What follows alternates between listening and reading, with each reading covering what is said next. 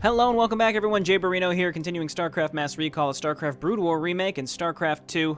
So as you can see, I've adjusted my bank data file so that I do have that fatty 100% completion for Rebel Yell. I found out it's actually not based on the number of missions that are listed as completed here. It's based on this stats screen, which actually we want to take a look at because we finished Rebel Yell. We can review our overall stats, which is a really neat layout of our statistics over the course of each of these campaigns. Anyway, one of the missions did not properly get counted here. I suspect maybe it was boot camp because I skipped it, but I really have no idea.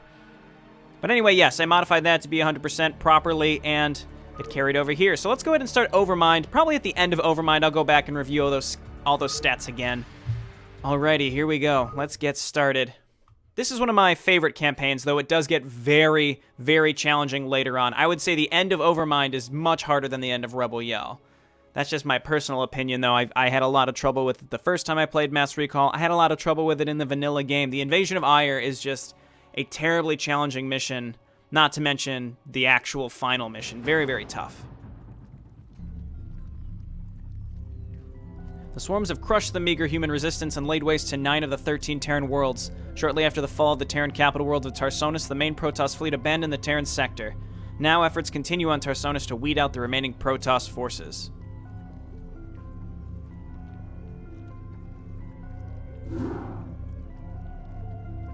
Awaken, my child, and embrace the glory that is your birthright. Know that I am the Overmind, the eternal will of the swarm, and that you have been created to serve me. Behold that I shall set you amongst the greatest of my celebrants, that you might benefit from their wisdom and experience. Yet your purpose is unique. While they carry forth my will to the innumerable broods, you have but one charge entrusted to your care. For I have found a creature that may yet become the greatest of my agents. Even now, it resides within a protective chrysalis, awaiting its rebirth into the swarm. You must watch over the chrysalis and ensure that no harm comes to the creature within it. Go now, and keep safe my prize. Oh my god. The Overmind portrait is wonderful. Create a spawning pool, create a Hydralisk den, protect the chrysalis. Very much a Zerg tutorial, but not an easy mission. It's not like a mission 1 of the Terran campaign. It's actually a challenging mission. It can be.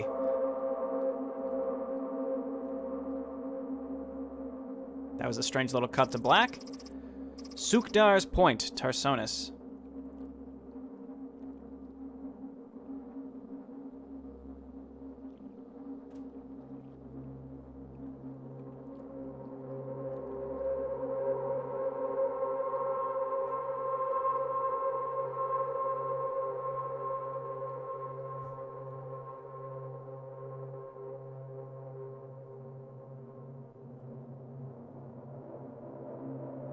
A very eerie way to set the stage for the Zerg campaign. It's very fitting. You see all the dead Confederate troops and civilians in the streets of Tarsonis. Pretty much from this point onwards, Tarsonis is completely infested by the Zerg. Even all the way through Nova Coverdops, which we visit after StarCraft 2 ends. Let me check my settings real quick, actually, to make sure it looks good. And looks good. Okay, again, sometimes those reset when you're playing offline. Alright, character profile, the Overmind. Again, go ahead and pause and read this if you're interested. It'll go into the codex that I'm going to check out later off camera. The hatchery is the heart of any Zerg colony. It spontaneously generates larvae, which in turn are used to spawn your various warriors and minions. Now, create a drone and start gathering resources. Have the Zerglings been modified? They look slightly different. I think that's great. Overlords provide control for your minions.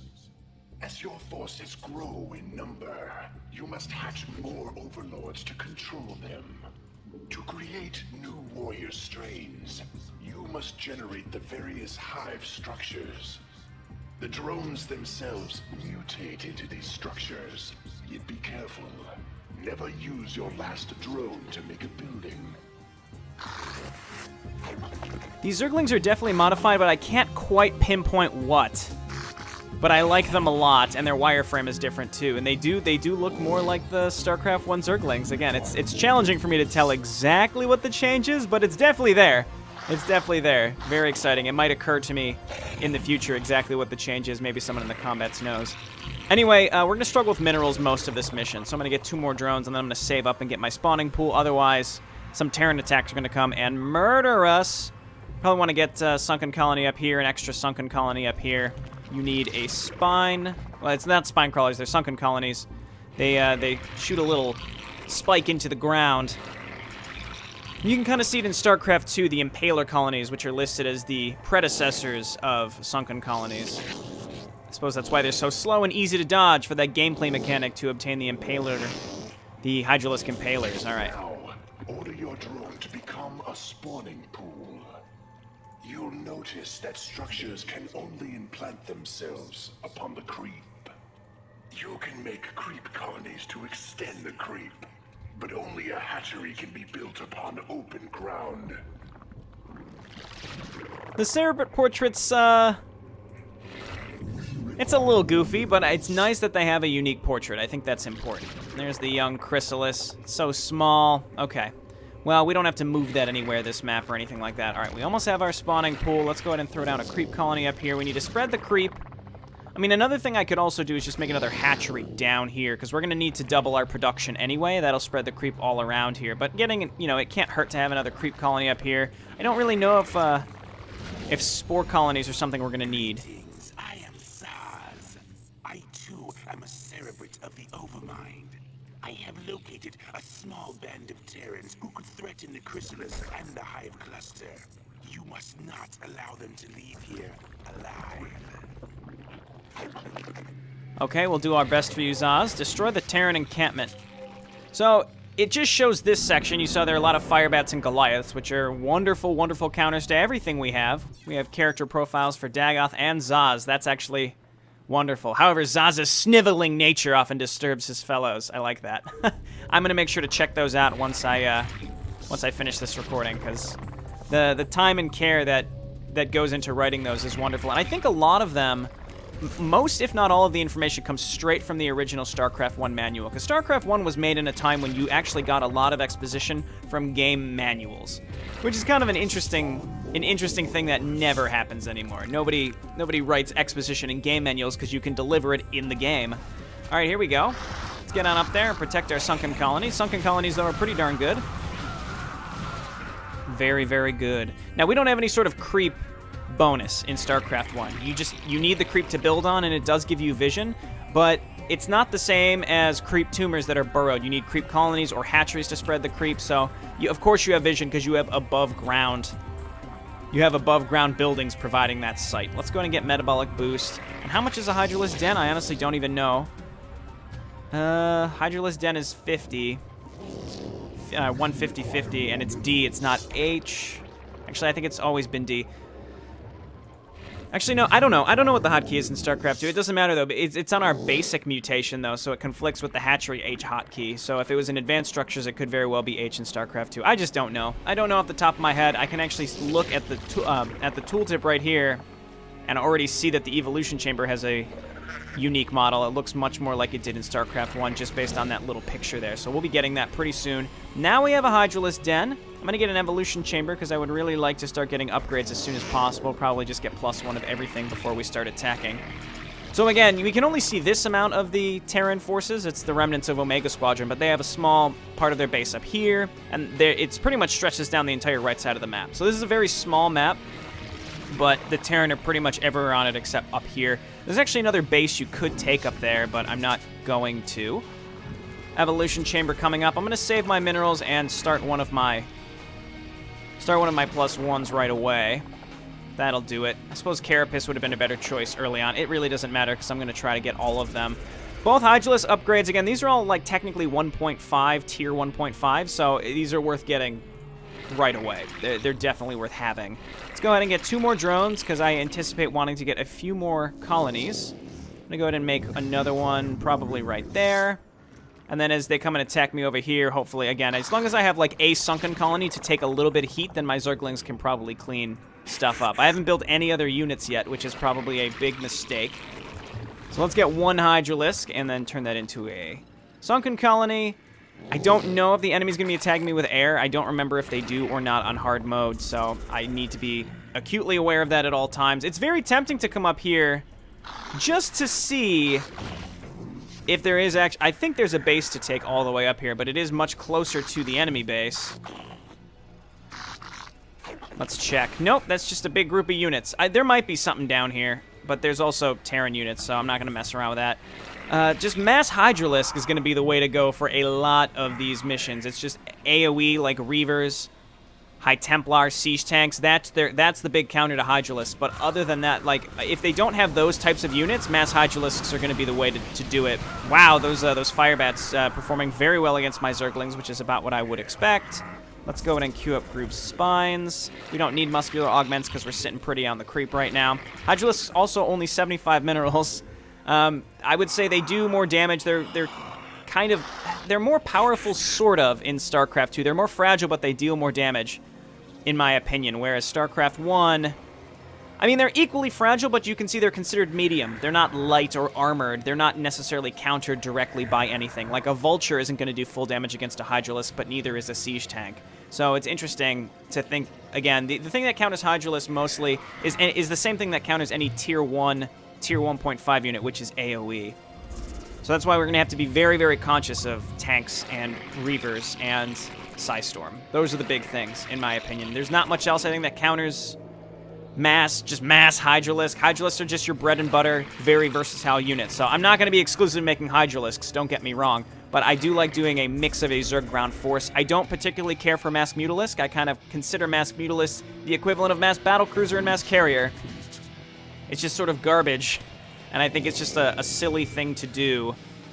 Just because of how easily you can win. StarCraft 1 was not balanced for your Mutalisks being able to clump the way that they do in StarCraft 2. So you can make Mass Mutalisks, and it's going to be very, very, very, very, very effective, which is why I'm not going to do it. I might do it for one mission, basically the mission where Mutalisks are introduced. Not the first mission. I think they're introduced in Mission 2, actually, which is pretty early. But I might do Mass Mutalisk in Mission 3, just because that map is designed with high ground tanks and bunkers just stopping your ground units from getting in. And you don't have any Dark Swarm or anything like that to compensate. But other than that, I don't plan on doing mass Mutalisks in too many cases. Let's go ahead and try and wait for Carapace, and then I'm just going to keep making actual units. I went ahead and got a second hatchery here. And I have enough Hydralisks where if they do want to come at us with some sort of Wraith attack, I think I'll be prepared. I'm going to get a colony over here, actually. Let's go ahead and get a Spore Colony, just in case. I'm going to get Spore Crawler, Spore Colony, Spine Crawler, Sunken Colony confused all the time this campaign. As you can imagine, it's just sort of confusing. Alright, there's more minerals here than it seems, that's for sure. Let's go ahead and turn this into a Spore Colony. The enemy has not attacked me again for a while, so that's good. I'm just going to get a bunch of Zerglings, which again can get roasted pretty easily, and then we're going to rally up a bunch of Hydralisks. Now that we have Muscular Augments, they're pretty quick, and that's not just on creep, that's everywhere, which is lovely. So the Spore Colony just sort of kept its old model here, so that's one thing that has not been replaced. The old Spore Colonies looked distinct. That's the only way I could honestly describe them. They looked distinct. Alright, they came at us over here with air as well. Let's go ahead and just get more Hydralisks, and we're just going to need a butt ton of Hydralisks, and then we're going to reinforce with a butt ton of Zerglings. It's just money on this map is challenging. Let's go ahead and take one more Zergling. I want to look up here. I swear there's a... I'm pretty sure that there's money up there, but the enemy also attacks us from up here. So if we set up a base here, we're going to be completely exposed. We can force them... Yeah, there is money up here. But again, if we make a hatchery here, they're going to attack us on the ramp, and that's going to be a big hassle to defend. So I think I'm just going to stick with... what I've got. There's enough money here, I think, to win this map. We're just going to need a lot of Hydralisks. I'm going to queue up +1 missile attacks. And, you know, you'd think, hey, Jay Barino, you should push out and at least start making a dent. But, again, this map is tricky, and the enemy's just going to rebuild everything. So I would much rather do it in one fell swoop. I think that makes a lot more sense in the context of this map. I'm already thinking about map 2. It's a tricky one. I think map 2 of the Zerg campaign is one of the harder ones in the entire campaign. I know that sounds crazy, but you don't have enough time and enough money It's good to try to finish it quickly, but at the same time, the Protoss... I don't know. Why am I talking about Mission 2? We're still on Mission 1. Probably because this is boring, and this is really... It's just waiting for money. That's what this map right now is. It's just waiting for cash. The Jay Barrino story. Alright, I don't know where that guy was going. I like that the Impaler colony models were used for the sunken colonies. It's very, very fitting. Alright, so maybe this wave of units, I'll quick save and then go. I have so much gas, I don't need it. I think that these Marines are being built to be reinforced up here. Keep in mind, by doing what we've done here, which was killing some of those units up there, the enemy is going to be rebuilding to reinforce those units as opposed to attack me, which is nice. Now let's go ahead and move in. Ah, the old school Hydralisk spitting noise. I love it. Okay, let's move in here and just try to clear out this barracks. There's just one less area for them to reinforce. Okay, so the enemy is just sprawled all up through this area, so it's good to pull back a little bit because your Zerglings will move up and just aggravate more of the AI. So it's good to just move forward, take a small chunk. Our forces are going to require more minerals. All right, and again, I think these were just Marines coming to reinforce. All right, got to get rid of those fire bats. Then we're just going to rally up with more and more Zerglings. There's no inject larva or anything like that, so you have to be cognizant of your larva, and you're going to be making macro hatcheries. All right, I think we've broken through. Again, maybe... Well, again, they have a lot of stuff here. Let's destroy the barracks and then back up a little bit. Draw them to us. Because our Zerglings are just running in and are doing nothing. They're not even getting any damage done. All right, we've definitely gotten that critical mask of Hydralisks now. So either I've blatantly... I think I've just gotten better, honestly, because I recall having a little bit more trouble with this map when I played it. I mean, I took a little extra time, probably longer than I needed to, but in general, I think I have a better grasp of the game. I've been playing a lot of actual StarCraft 1 on my channel since I did my last playthrough of Mass Recall. I feel like I was a little more comfortable with the Terran campaign. So overall, I think this playthrough of Mass Recall has gone a little bit better, but we'll see what happens as we get towards the end of this campaign, because the end of this campaign I recall being a nightmare, specifically the Dark Templar mission where the Dark Templar are trying to escape. That was tough.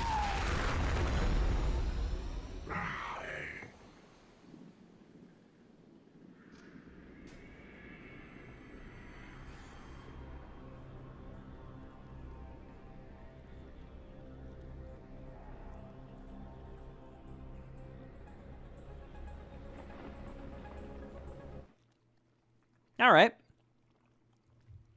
Nice little hatchery view there at the very end. I really like this improved score screen. It's very cool. All right, so I expect our survival rate to be significantly lower as Zerg. We will see, though. I mean, we're going to be making more units, though, so... All right, it's possible our kills death will be lower, but our survival rate will be about the same. That's sort of what I'm expecting. Alrighty, well, this has been Jay Barrino. Thanks so much for watching. When we come back, we'll be continuing Overmind. Bye now.